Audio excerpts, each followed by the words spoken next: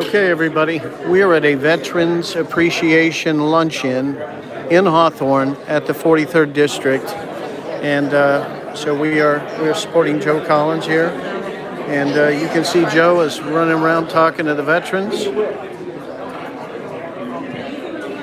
And we got Maxine Waters people.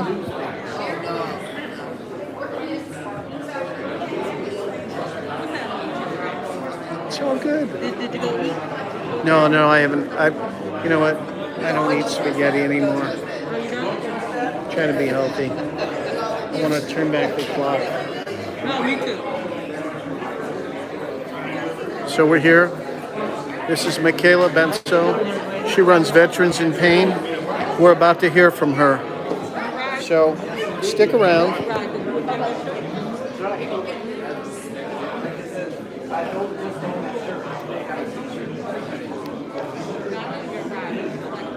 Thank you very much. You like a die-hard rocker. Well, I used to be more like a weekend warrior. Oh yeah. Yeah, I ride with a club called the Black Sheep. It's part of a ministry. We do ministry to the motorcycle world. That's my bike right there. It is. No. It's just the thing on the back. Red, black, that's my matching toy. So Joe Collins, 13 and a half years in the U.S. Navy, and he wants to support veterans that have served our country. And so we're here at the American Legion in Hawthorne. We'll have a number on GL later on. Okay. Yeah. Everything cool?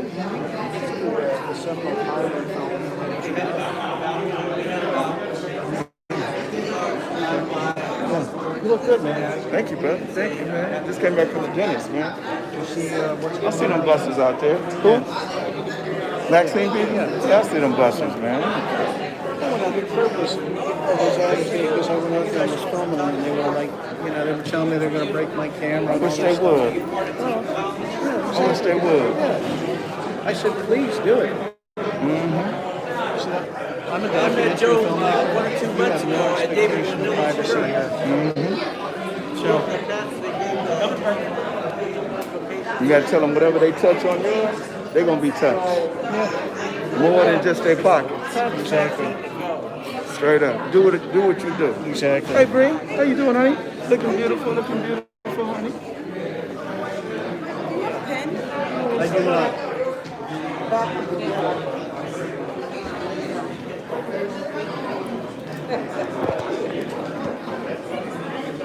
Okay, so check this out. This is the American Legion. And we got Joe here.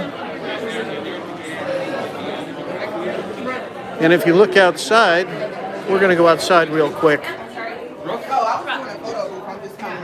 going to go outside real quick. And let's see what we got. We got a bunch of Maxine people.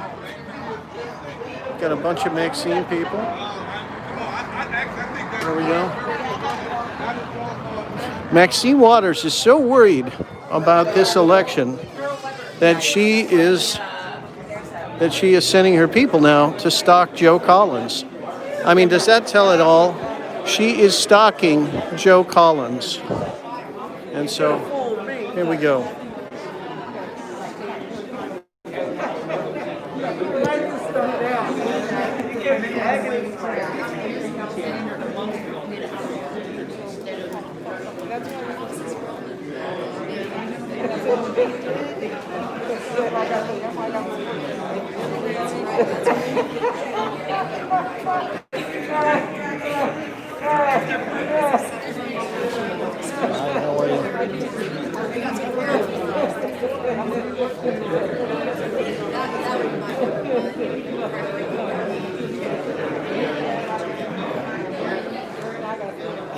I've been living in the suburbs too long. I got an education talking with you this morning. It kept me ragged and slagged, ragged and tight. So good to see you. What's that? So good to see you. So good to see you too. Yeah, it's been a long time. I was so nervous about the day being so low just because I have to do my food. Really? It was good. It was so good for me to have a Good. room like that. No, I can do that. Ladies and gentlemen, I'm going to introduce our keynote speaker for the afternoon. Her name is Michaela Bensko, and she is the founder and CEO of Veterans in Change Foundation. Back in He would love you. from 2007 to 2018, she served as vice president for Rebuilding America's Warrior. As a nonprofit offering free reconstructive surgery to troops returning from war, facilitating over 1,000 procedures through a roster of over 450 positions across the 50 United States. I think that's pretty awesome. So let's go ahead and give Michaela a round of applause. She's going to talk to you about who she is and turn around and what she's doing to accomplish. Thank you for being encouraged.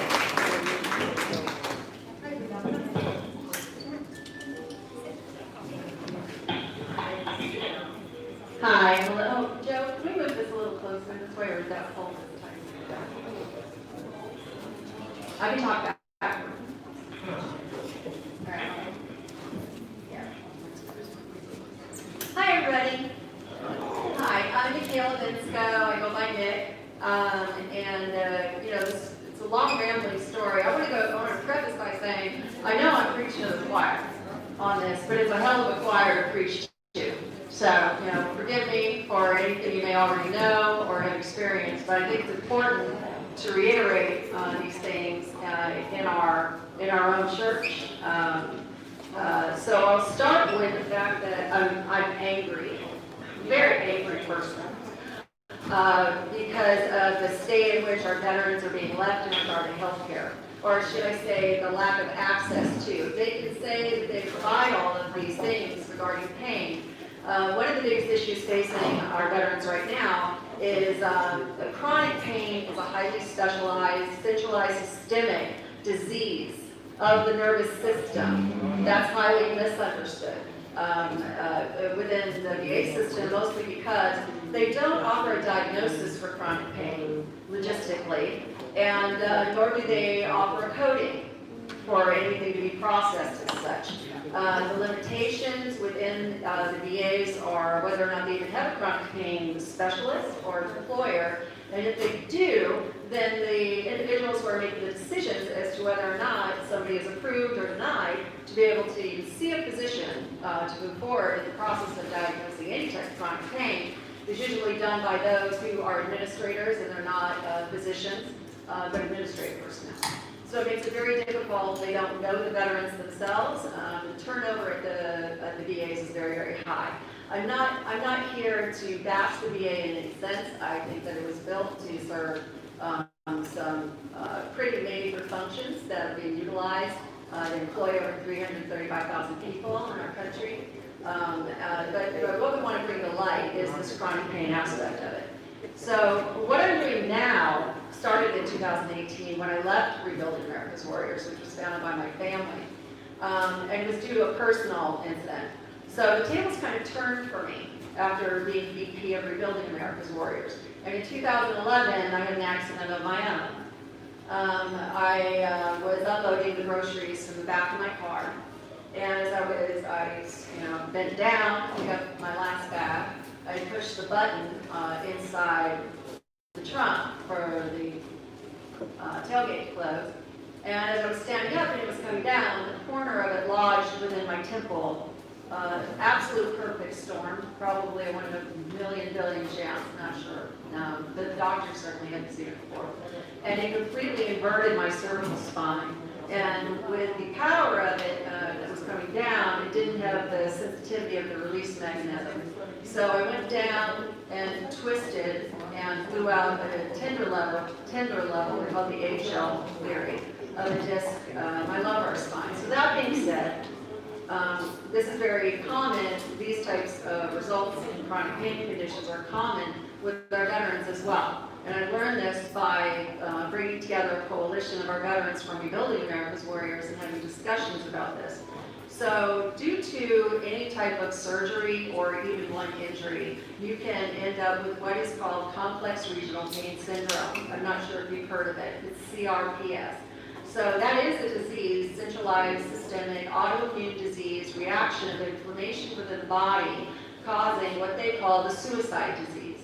The number 2 most painful disease in the country, besides CRPS, or the world, is arachnoiditis. And I was the lucky recipient of that one as well, due to, it happen because of just one injection to the dura of your spinal cord. A mom going in to have a baby can have her very first puncture ever in her lumbar spine, and it can result within a month of paralysis, and pain levels of 1 to 10 are technically designated by the field as 1,000. So these top 2 were living in my spine. After about 20 spinal surgeries, I wasn't diagnosed until 6 years later, and each surgery made it worse. And this is what's happening with our veterans as well. And nobody can diagnose it because you can't see it on the scan. So a lot of veterans are being dismissed because it's in your head or it's psychological, which is the furthest thing from the truth. So the nature of chronic pain being systemic is that there are chemicals released when it is this autoimmune response, not a chemical level. Messages are no longer getting to certain areas of the body, resulting in certain forms of paralysis. And along with that, explaining chronic pain, there's one metaphor, analogy that seems to hit home. So think of a bouncing ball. And as the ball is bouncing, it's bouncing, but it slowly will stop bouncing. And this is due to an inhibitory factor, being gravity, per se. So with chronic pain, your body on a chemical level has these inhibitors that are released. Well, because of this, the release of these proteins, those inhibitors alone also are inhibited from doing their job. So the pain levels just keep increasing. This type of understanding is really only executed by specialists in the field. Now, longer story short, in 2017, it was June 28th of 2017, I heard about stem cells. I personally thought it was snake oil. I had been going to 12 different doctors to finally receive some type of answer, and with the types of pain levels that I was undergoing, they were literally, I have 4 kids, so kind of get it. They were literally labor contractions within my lumbar spine every 10 to 15 minutes around the clock, lasting 3 to 4 minutes at a time. So your head goes, how could this possibly cure that? How could something so simple take care of that level of pain? Well, my girlfriend, who happened to have arachnoiditis in her spine, told me about this doctor out of Scottsdale that was performing these adipose-derived stem cell transplants. I said, I don't care what it's called. I'm going to see how you do. You be my guinea pig, and I may follow. Well, within 48 hours of coming out, she was moving the toes in her left foot that she hadn't moved in 13 years. And I was helping her look at wheelchairs before she left. I was her wheelchair ambassador. And she was no longer in a wheelchair. Within 3 to 4 months, she was walking her kid to school, and she had her life back. Not to say that there were still issues mechanically within her body preventing her from living the normal lifestyle that people can live. But I was in like one. Here's the rub. When you're going through medical procedures or a health challenge, everybody knows that there is this burden financially upon the family. And for ours, we started going into our children's college funds. That was not an option. So we developed a GoFundMe, and then my family friend, a friend of our family's, donated the $23,000 that was necessary to undergo this treatment. So at that point, I go in. That was June 28th of 2017, and that next morning, I have not had one spinal contraction in my sport. I was able to go into physical therapy over the course of a year, and I learned to walk again. I can walk short distances within my home. I can only sit for limited periods of time, but compared to 2 minutes of sitting to an hour and a half to 2 hours, it's a gift from God. Now, that said, having worked with Wounded Warriors since '06, '07, officially launched in '07, it was a given. Why isn't this available to our veterans? This can save so much money for our government, and why isn't chronic pain being addressed? All of these things that I learned from our veterans alone that were experiencing all of these roadblocks along the way. So we started looking into it. Sorry.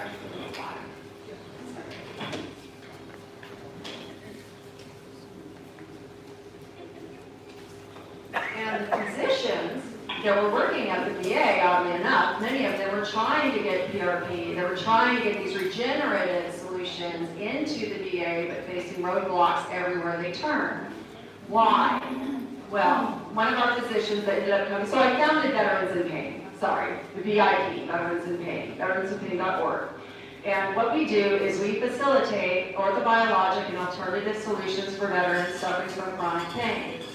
We launched in 2018, and since fall of 2018, we facilitated over 100 veteran cases and have developed a network across the country of orthobiologic and alternative specialists, as well as and we just launched in Canada.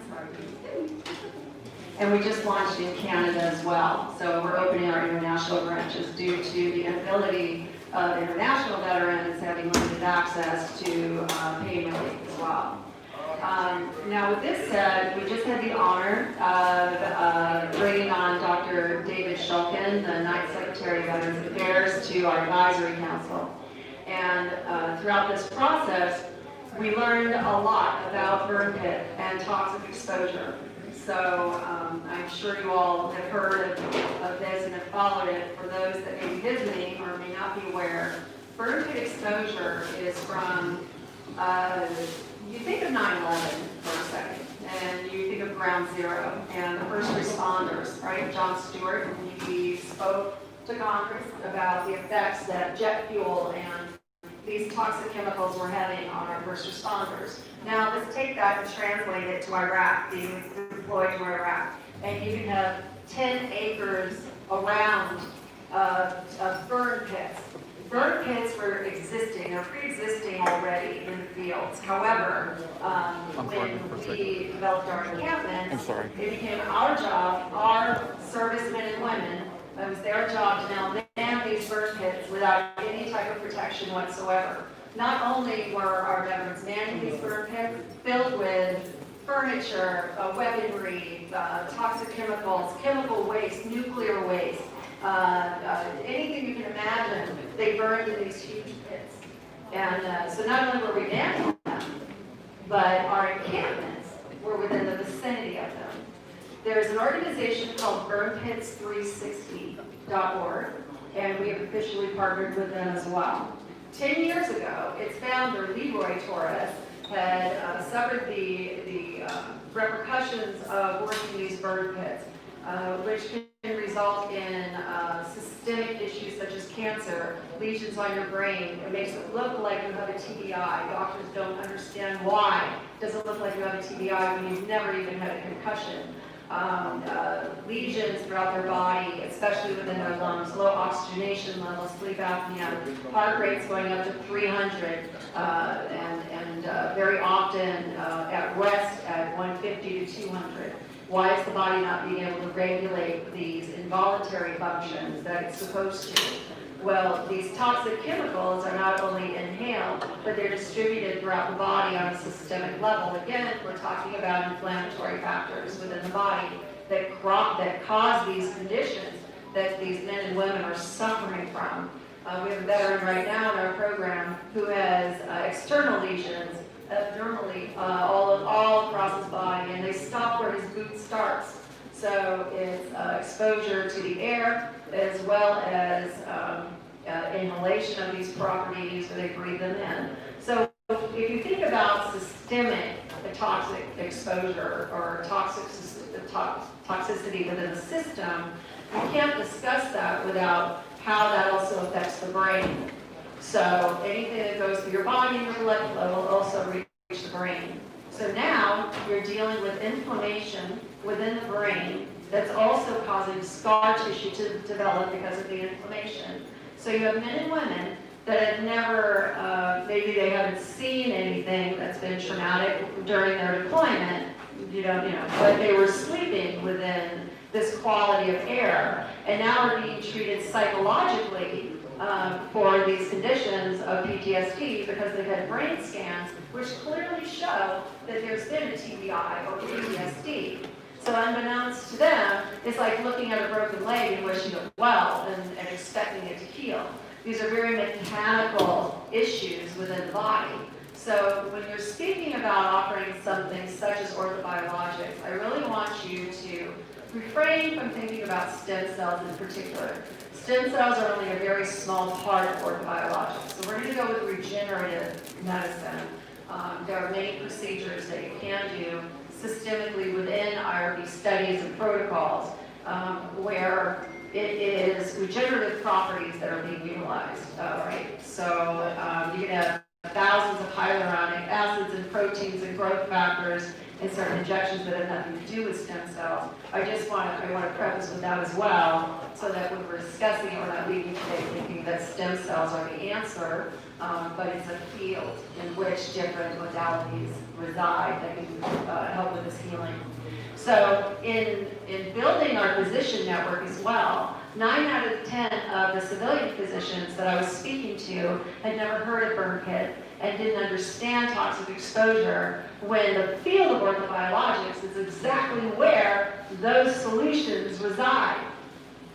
So now we have a platform where we are partnering the veteran community, Burn Pits 360, which, with the support that they've built up so far, with the regenerative research arm of orthobiologics with pioneers in the field. We have this panel coming together so that they can bring awareness to the research field of these solutions, of these conditions our veterans are facing, so that we can actually offer these solutions. So through our program, our physicians literally offer their services. We facilitate orthobiologic and alternative solutions free of charge, completely free of charge to veterans in need. The only requirement is that they receive an honorable discharge. But the most important thing too is that we treat all war eras. Nobody should be left behind. If you are a World War II veteran, and you are a Korean veteran, you are from Vietnam, and you have been deployed in some fashion, you haven't been deployed, it's irrelevant to our program. The fact is that you've signed up to serve your country, and that is what we are serving in return. We want to let you know that we're here, that it's much more. Our ultimate goal is that one day we do not have to exist. So we also have a legislative initiative that we're forming, and that is for government funding of regenerative solutions for veterans. It should be made available. It is proven. The science is there.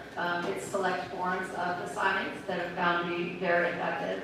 And we're launching a clinical study at the end of the year that provides these solutions within a study with hardcore data collection with pre and post oxygenation factors noted, as well as brain scans as to inflammatory factors increased or decreased, pre and post, so that we can have the numbers we need to work with to either go to Congress or be able to facilitate privately within the vicinity of every VA around the country, every major VA around the country, chronic pain, multidisciplinary wellness centers for our veterans, the multidisciplinary approach, being able to offer cryotherapy and ozone therapy and physical therapy and nutrition, anti-inflammatory lifestyle. So that's our goal. I hope I didn't talk your ear off too much, but I would love to answer any questions you have. There's so much more to cover, and I know many of you, especially Joe. Joe, I know what inspired you to run. And due to your inability to have anybody answer a call or make a phone call simply because they're human and because you're human, and it comes down to that sense of common sense Every single veteran that I have an interview with for our program is stating the same. Either they can't receive the proper disability rating because the VA doesn't have chronic pain specialists within their programs, and they function independently, so they're not sharing this information. And chronic pain, being the nature that it is, isn't something that occurs necessarily while you're in service.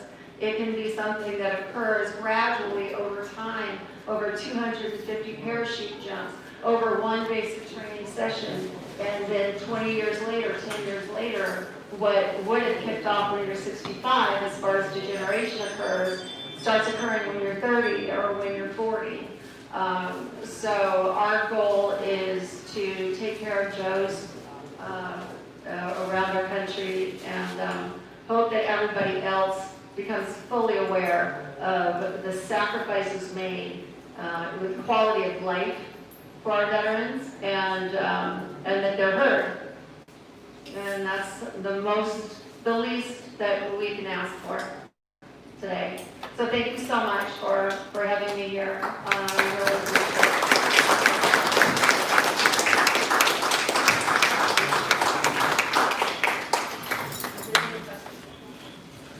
Does anyone have any questions for Michaela before she wraps it up? You have a question?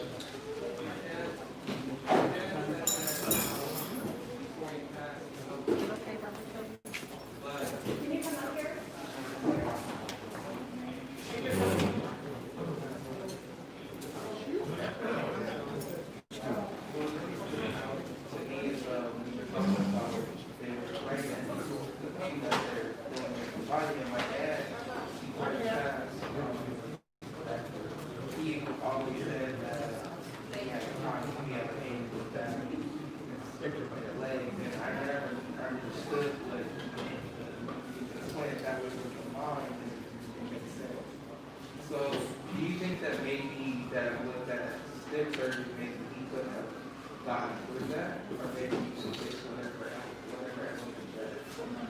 That's a great question. Brian, thank you very much. I'm Mick Butler. Nice to meet you. Excellent question. The question is, Brian's father had passed, and whether or not orthobiologic attention to his spine pain or joint pain may have helped him. The number one thing that we ask for, the answer is possibly. And this is mostly due to, one thing that we require before moving forward is imagery. The most important thing you can possibly do is to request, and you have to do so adamantly, or the VA can often take its time. So don't be shy on that.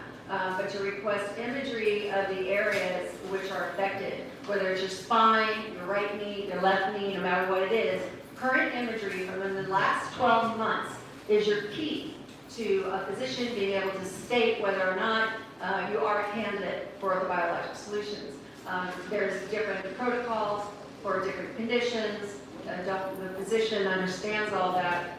So that I can't answer for you as to what it may have been. But as long as they know that there is soft tissue remaining within the disc or within the joints. If you have a knee replacement, it's not going to work for that. You have to be cancer-free for a year, and you have to be free from any extensive heart conditions, heart disease, to make sure you're safe. But it's amazing what we've seen. That with many veterans, we will address both. We will address joint-specific as well as working with these certain studies that provide a systemic approach, which again, there are several. But none of this is FDA approved. None of it. I think the only thing FDA approved with orthobiologics is for leukemia, for stem cells, is leukemia. PRP, joint-specific procedures, yes, they're within the parameters of FDA guidelines, and that's how we conduct all of our procedures. So we do utilize stem cells, regenerative properties, BMAC, PRP, platelet-rich plasma, which is utilizing your own blood and extracting cells from that, comes from yourself. But if you're 55 and older, then that's not really a good solution because the blood degenerates over time, right? So 55 and older, you wouldn't want to do PRP, but it's incredibly effective in the younger generations and being able to regenerate tissue. Again, it's all about the ability to have that RNA factor sending messages to the cells that are present for them to regenerate and be told to do what to do.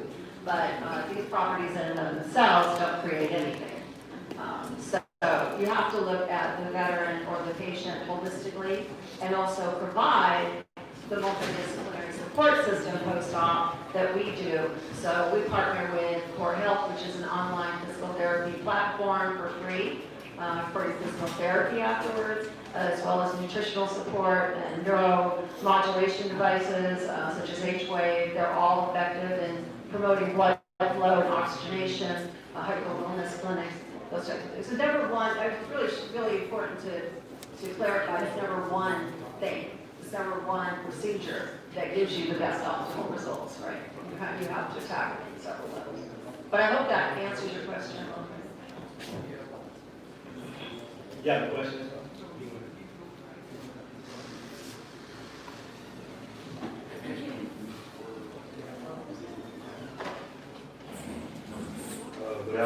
Without getting too personal, my uncle, he was in the military, and he slowly died at 81. And I was also in the military, U.S. Navy. I appreciate it. I was also in the U.S. Navy. When I hear the word burn pits, my brain specifically goes to a certain thing. Right? But I also, yeah. So, do you have any sailors in your program? You do? That work on the flight deck or being associated with the flight deck or anything? I didn't want to get too personal. All right, cool. All right, I appreciate it. Is there any more questions? All right, well, Ms. Haney, I want to thank you for coming to our event, and you guys continue to eat. You want to eat and socialize. Just remember this day is for the veterans, and happy Constitution Day to everyone. I appreciate you. Please feel free to come up to me if you are a veteran and you are suffering from chronic pain in any way, or you have questions about something you're feeling that you haven't been able to get an answer to. Please come up to me and talk to me. That's what I'm here for today too, to see if we can help as many veterans as we can. Okay, thanks again.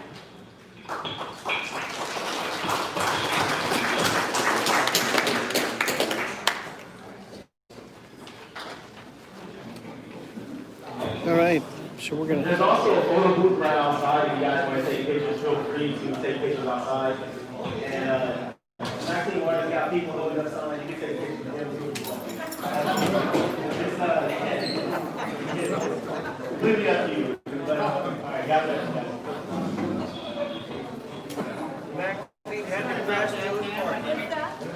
I'm sorry, but your service started coming up to me. Oh, no, she's not. It's like food and